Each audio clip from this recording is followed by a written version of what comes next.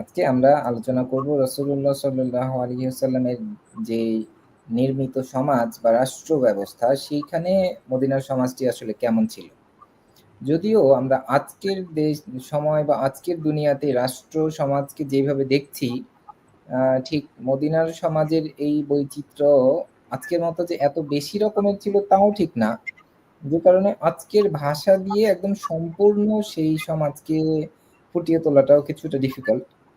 কিন্তু সেই সমাজটি ছিল মানুষের বসবাসের জন্যে সর্বোচ্চ সর্বোৎকৃষ্ট একটি সমাজ ব্যবস্থা।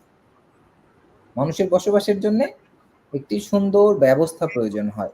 সেই ক্ষেত্রে মদিনার সেই রাষ্ট্রকে, সেই সমাজকে আমরা মানুষের বসবাসের উপযোগী সর্বোৎকৃষ্ট একটি সমাজ হিসেবে দেখতে পারি, যেখানে বৈচিত্র্য ছিল ধর্মের, জীবনযাপনের, সংস্কৃতির, বিভিন্ন রকমের রেওয়াজের, লাইফস্টাইলের।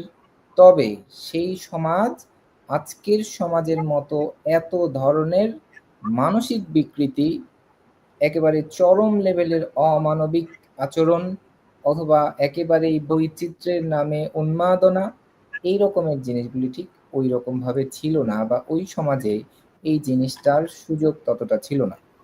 আজকের যে আত্মকেন্দ্রিক সমাজ, আজকের যে ইন্ডিভিজুয়ালিস্টিক সমাজ ব্যবস্থা, সেই ইন্ডিভিজুয়ালিস্টিক সমাজ ব্যবস্থার ধারণাটা কিন্তু তখন ছিল না। যেই কারণে এই বৈচিত্র্যের ধারণার মধ্যেও কিন্তু কিছুটা ফিলোসফিক্যাল পার্থক্য দাঁড়াচ্ছে আজকের সমাজের সাথে তৎকালীন সমাজে। তবে সহজে বললে সেই সমাজটি শুধুমাত্র কোনো ধর্মীয় সমাজ না, সেটি হচ্ছে মানুষের সমাজ, সকল ধর্মের মানুষের সমাজ, সকল সংস্কৃতির মানুষের সমাজ, সকল রকমের এথনিক মাইনরিটিস সকল মানুষের তার যথাযোগ্য জীবনোপকরণের প্রোভাইড করার মতো সমাজ, সকলের জন্য নিরাপদ একটি বাসস্থান, সকলের জন্যে সাম্যের একটি অবস্থান, এই রকম একটি সমাজ ব্যবস্থা। তবে আজকের দুনিয়ার এক্সাক্ট হয়তো আহ, আজকের সমাজ ব্যবস্থা হয়তো সেই মানের সমাজ ব্যবস্থা হয়তো আমরা কোনো দেশেই দেখব না।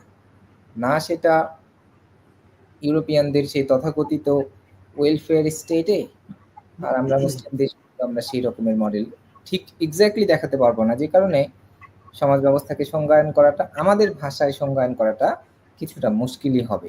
তবে সেটি হচ্ছে মানুষের বসবাসযোগ্য সর্বোৎকৃষ্ট মানের একটি সমাজ, আমরা এতটুকু অ্যাটলিস্ট বলতে পারি।